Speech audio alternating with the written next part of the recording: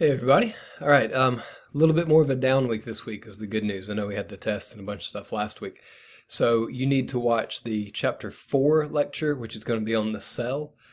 First half of that lecture talks about just like the cell in general, and then you're going to talk about prokaryotes, which are cells that don't have a nucleus. And then the back half, you're going to talk about eukaryotes, which are cells with a nucleus. On that one, I know I said this in the video, but a really good way to study that material is just to get some note cards. And when you start talking about all the different organelles, all the different cell parts, write the name of the organelle on the front.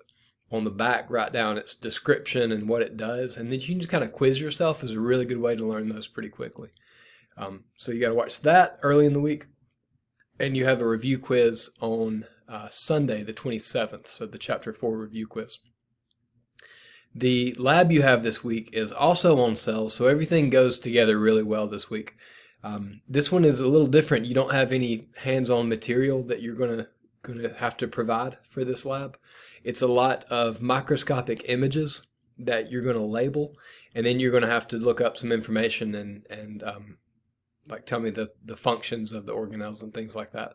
So that sounds pretty straightforward because you don't have to do any experiments, but it still tells you to give yourself at least 3 hours for this lab. Maybe at this point you kind of know what the recommended hours are and how long it's taking you, so that'll give you an idea of a ballpark. If it's taking a little longer than the suggested time, then I would give yourself more than 3 hours.